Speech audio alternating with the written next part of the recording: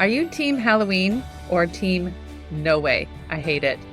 Let me know, because today's episode is going to maybe give you some insight on your relationship with Halloween, and really, is it a trick or a treat for you?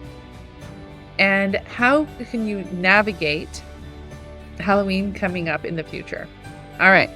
My name is Dara Thomason, and this is the Quilters Coach Podcast, episode 171, Halloween edition, Temptations and Scary Stories.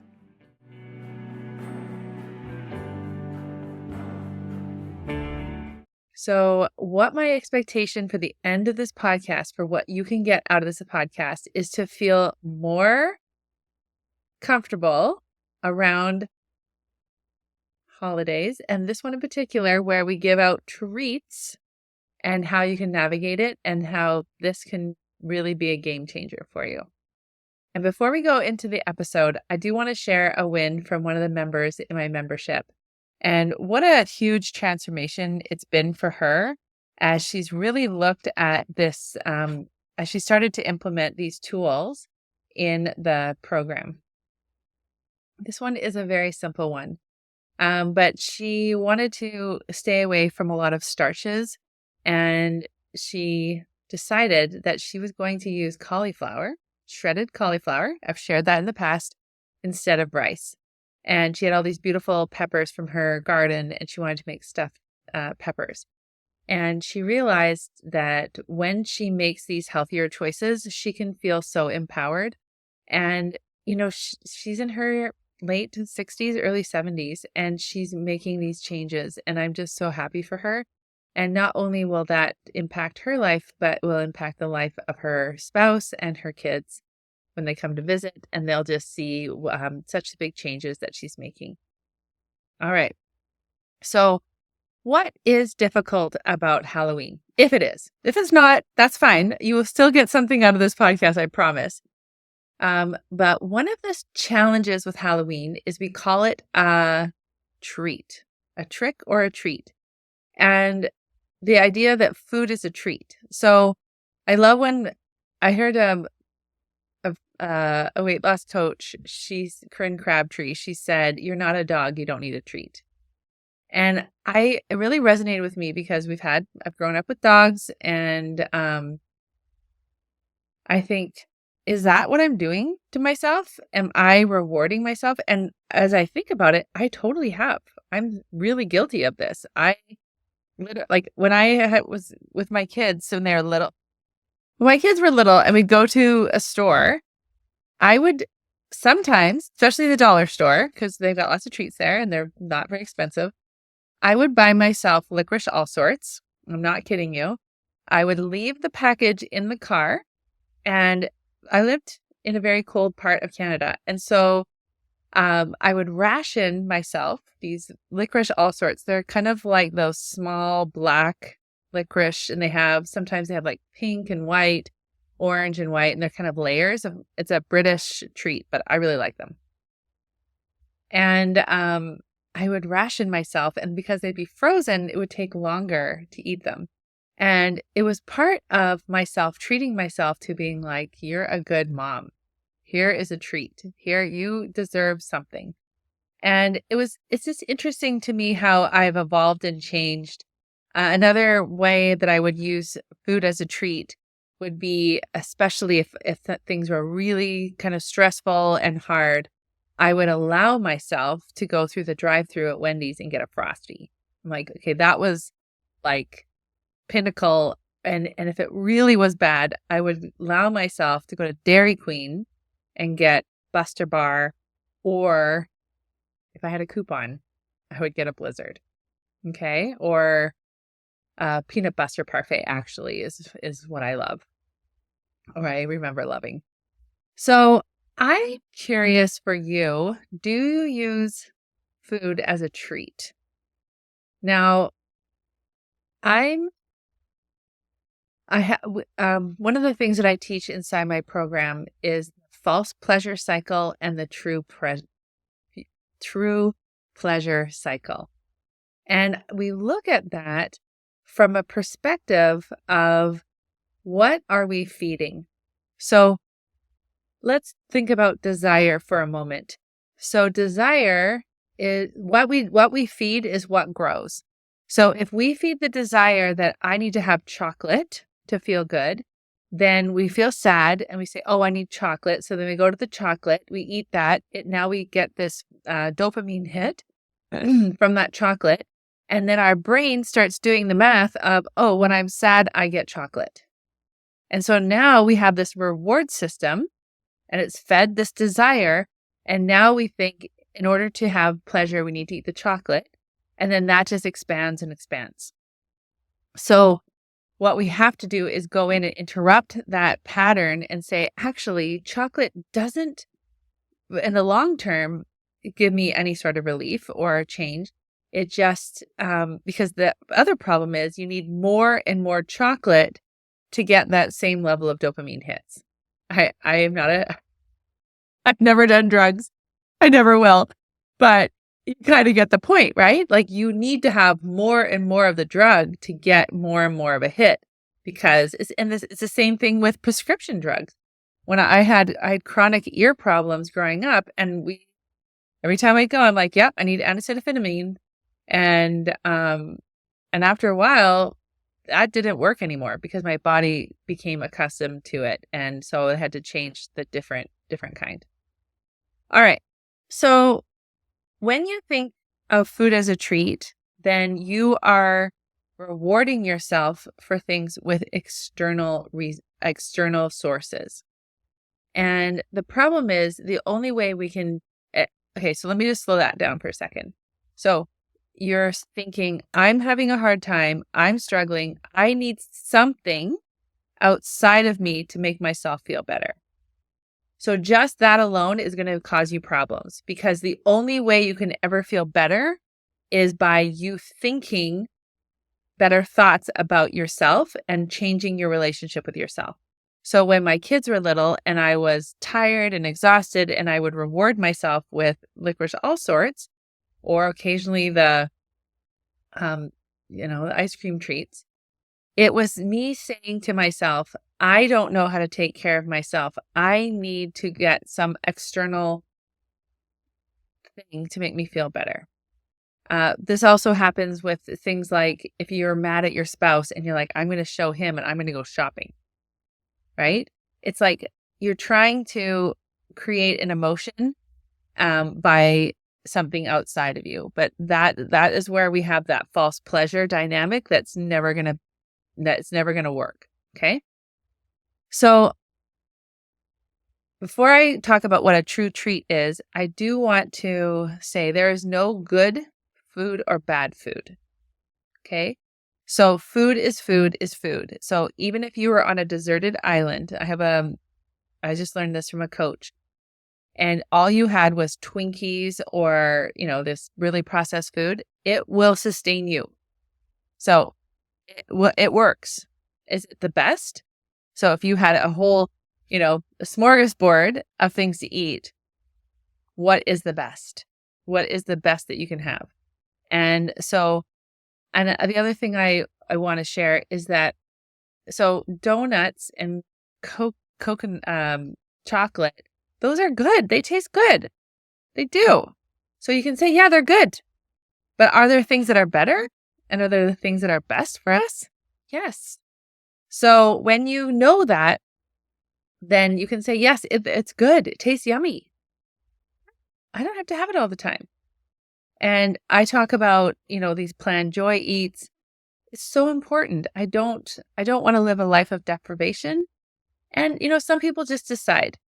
I, for example, have not eaten potato chips since, for over 18 years. So when my third son was born, I just decided I'm not eating potato chips because I just get out of control. And I don't like that. I don't like that about myself. I feel we have a family history of alcohol and that addiction. And I just thought, I'm not going to do that to myself. And so I haven't had a potato chip in over 18 years because my son is just turned 18 in August. So, and some of you might want to do that with sugar. Some of you might want to do that with flour. It's totally up to you. My opinion for myself is I don't want to live a life where I don't ever have that, but I don't want to be eating those out of control. I want to have those planned and planned in advance. Okay. All right. So I just wanted to share those thoughts with you because, we have temptations and there's scary stories. And that's the other part. I was listening recently to a panel with Oprah Winfrey, and she had a lady from Weight Watchers. She had several doctors, women doctors, and they were talking about Ozempic and the Wegovy and these different weight loss injection, which we're now going to start having pills apparently. But that's scary. We had fen-phen, we had all these different drugs, and we know. So yes, the Ozempic is giving GLP-1, which is an appetite suppressant, but we can do that in eating more fiber. We can do that in prioritizing protein. We don't have to be injecting ourselves with this hormone. We can do it naturally, and we can also be really aware of what we're doing for ourselves. So, because the problem is when you are injecting this GLP-1, not only is it really expensive, but it's reducing our muscle mass. It's also reducing our, when you get off of that, most people gain 70% back of what you've lost. So it's not sustainable. And so you're not dependent, you're dependent on it, which is really scary because now if you don't get that drug, if they run out, you're in trouble. So I just am glad that you're here. I'm glad that we're having this conversation, and I invite you to tell me, what are your thoughts? What is coming for you? Because, one of the temptations when you think about Halloween is just to like take the drug. Don't deal with it. And you know what? You can reduce there are benefits obviously from it because you're losing weight.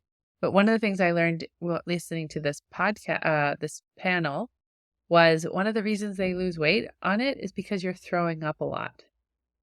What does that sound like to you? Yeah. Eating disorders, right? And they're prescribing this, and this is, it's okay. And I did some math, and it's approximately $935 a month to have this drug. And if you don't have an insurance plan, so it's about $11,000 a year for the rest of your life.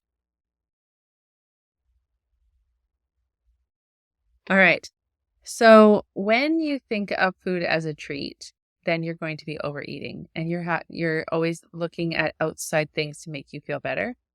And then you have this scary relationship with yourself that you are not old enough, you're not mature enough, you're not good enough to take care of yourself. That's the scary part for me. So now I want you to ask yourself, what is an actual true treat? A treat that feels good from the inside out. So freshly made bed with clean, good quality sheets. That feels amazing. That is a treat. What about going for a walk on a beautiful day? What about cleaning out a closet and having it stay clean for a while? What about finishing a UFO? What about dancing and laughing? Today after I did a master class, and it just was so awesome. And I just put on some good old 80s alternative rock, and I just danced. It was so fun. And I just let myself just relish in the joy of having these women on this call, and I was able to help them, and it just feels so great. So I want you to write your own list of what are the things that make you feel really happy. And then the next question I have, and this is where it gets a little scary, the stories we tell ourselves. So food is not good and food is not bad. Food has many purposes. What do you want to use food for? So do you use food for comfort? And if so, is it actual comfort? And be honest with yourself. Do you use food for joy? And is it real joy? Do you use food for health? Saying to yourself, I'm eating this food because I want to take care of me. What about an escape? It's not just eating the food that's escape. What about making the food? What about getting that all put together, like baking and maybe freezer meals? I don't know. What is it good? Is it or bad? Like you could be doing the same thing, but what is the purpose of it? Is it to escape or is it to feel empowered? What about self-care? Have you ever thought about using food as a wonderful way to take care of yourself? And is it, or are you using it like going and getting the Haagen-Dazs? Is it really self-care or is it just like more bloating and discomfort? Hospitality. I love throwing parties. I love it. So am I using food to have other people over and to enjoy that? It's so fun. Are you doing that or not? And then adventure. I have a client who absolutely loves playing with food and trying new things. And I myself have been dabbling in that recently. So I just want you to spend some time asking yourself, what is my relationship with food? What do I want it to be? And when you can get really clear on that, the decisions that you make become really easy. Quite a few, actually, I think right at the beginning of my podcast, I have a really great podcast called Decision Fatigue. And so the idea of this is we only have so much brain juice a day, right? We only have so much energy. So if you're having to make decisions over and over again, like, am I going to eat the sugar today? Am I going to do this today? It's like, oh my goodness, this is just so much. So for me, and in my recommendation in my program is I say, listen, you can have sugar and flour, refined sugar and flour, but you just have to plan it 24 hours in advance. That's it. You can have it. And that is just so awesome because now when I'm baking or if I'm making dinner or if I'm, doing something, if I want to lick the spoon or if I want to, whatever that is, I say, oh, no, I'm not eating that right now. I already made that decision. That's not happening, right? It's like when we teach kids not to talk to strangers, right? It's like, we just don't do that. We just don't talk to strangers. It's not who we are. The decision has already been made. All right. It is so awesome to share this with you. I want your Halloween experience to be, with temptations and scary stories. I want you to just be able to embrace that. Just say, this is a scary story. This is hard. I remember, I'm just going to share one last story before we go. But when I got my first life coach in 2018, it was, so we started in like July or August. So I think I had my first Joy Eat in like the middle of September or something. And so coming up next was Halloween. And I remember thinking to myself, could I be a person that doesn't eat any Halloween candy? Could I not sneak into my kids' rooms and eat their Halloween candy? Or could I be the person that doesn't eat, like go into the box of Halloween candy that I bought and eat that throughout the day? Could I be that person? This was like such a revelation to me. And I thought, yeah, I think I want to be that person. I want to be a person that doesn't. And I remember just having to give myself permission. Yeah, you can do that. You can be a person that doesn't eat candy at Halloween. That's so cool, Dara. Way to go. So if you are wondering if you could do that or not, I have confidence in you. But I do have to say it was really, really helpful for me to have those tools.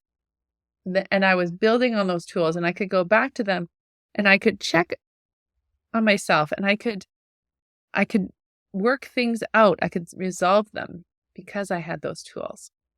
So if that is something that you are wanting and you're ready for, especially as the holiday season comes, I don't want to be a fear monger marketing person, but I have to say it has just made such a difference for me and so many women.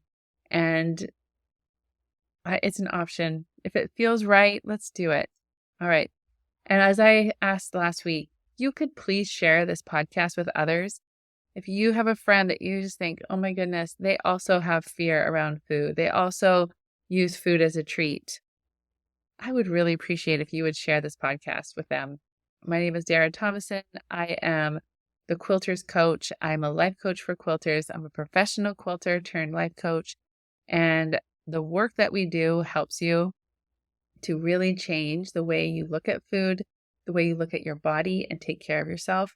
So if you're ready to enjoy the rest of your days and have a healthier, both mental and physical health life, I'm here for you.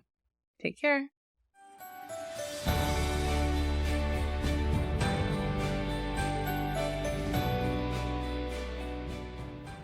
If you aren't loving your current life and hear yourself saying things like, I should be happier, I should be getting more done, or question how productive and fulfilled you are, this podcast is for you. I'm Dara Thomason, professional quilter turned life coach for quilters, where I show you how to overcome obstacles like perfectionism, people pleasing, overeating, overcomplicating life, so that you can really start to enjoy your life by learning and using tools for your brain to help you transform your everyday living.